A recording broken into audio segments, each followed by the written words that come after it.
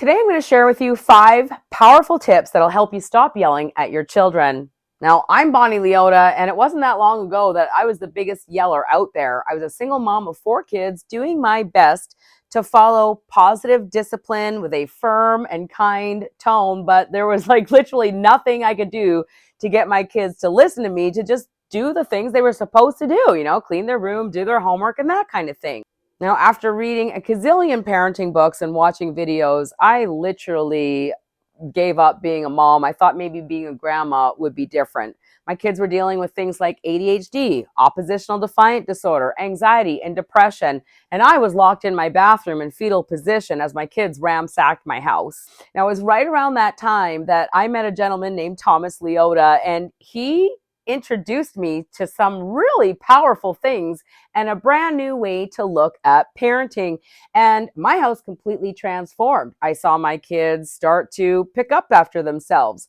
They started to get along as siblings. My house every day was getting more and more in order. They were doing the things that they were supposed to do. And I was relaxed and calm and felt totally empowered as a parent. So make sure you stick with me as we go through these 5 powerful tips that you can start to implement in your house right away.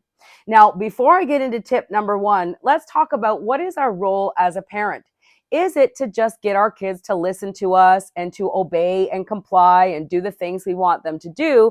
Or is it to prepare them for life, prepare them for the world? You and I know is not easy or even fun sometimes, right? Now, every single wild animal in nature takes the time to teach their cubs how to hunt, how to protect themselves, and how to raise their offspring so that they can leave the nest and go and duplicate. So the 5 tips I'm about to share with you are going to lead you more in that direction, as well as leaving you feel totally empowered and your kids as well. Now, number 1, we can't control our kids as much as we try to. The idea of trying to control our child's behavior is a complete illusion. It's an impossibility. And this is the number 1 cause of yelling at our kids, right? Because you want them to do something, they're not doing it, and you have no control over the situation. So your little spirit inside explodes and you yell.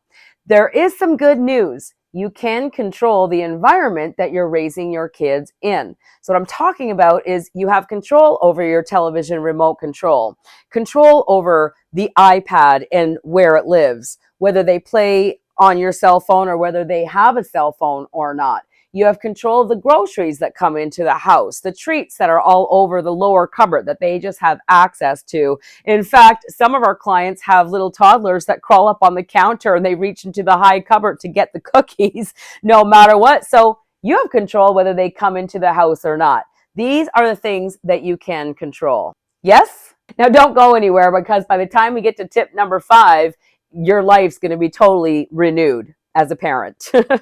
So once you get all the goodies packed away, number 2 is create a parent-approved plan. What would you like from your children? Do you want them to clean their room, do their chores, put their toys away, do their homework? So create your parent-approved plan, put it in writing, and then sit back and wait. Because you know it's not going to be very long before your kids come running to you and go, "Hey, Mom, I want to watch TV. Where's the remote control?" Now, number 3 is offer your child 3 parent-approved choices that they can pick from. "Mom, I want to watch TV. Where's the remote control?" "Oh my goodness, I would love for you to watch TV. Did you want a little TV, a medium amount of TV, or did you want to watch an entire show or an entire movie, right? Do you want a little, a medium time, or a lot of time?" What do you think they're going to respond with? Of course, they're going to say, "I want to watch all my show. Are you crazy?" So now you're in the power position and you're stepping into your role as leader of the household, and you're going to feel completely empowered. Just wait till I get to tip number 5. Because tip number 5 is going to answer the question, well, what if they don't want anything? Or what if they don't do it anyways? Now, tip number 4 is going to be show them through a game called Monkey See, Monkey Do. So show them, Don't tell them what your expectations are, because human beings are not like spiders, right? We're not born with spider making, web making 101. We come out of the womb knowing how to live life. So your children aren't trying to go out of their way to disrespect you or not follow your rules. They just have no idea what your expectations are until you actually show them with monkey see, monkey do. This is what it looks like to sit straight up at a chair at the dinner table. This is what it looks like to pick your clothes up off the floor and put them in the laundry basket. And if you have a teenager, this is what respect looks like. You make eye contact, you smile, you respond with, yes, ma'am, or yes, sir, I'll get right on it, with a good mental attitude. Now, when you look at me and you go, you're saying, I want a little bit of TV. Are you with me?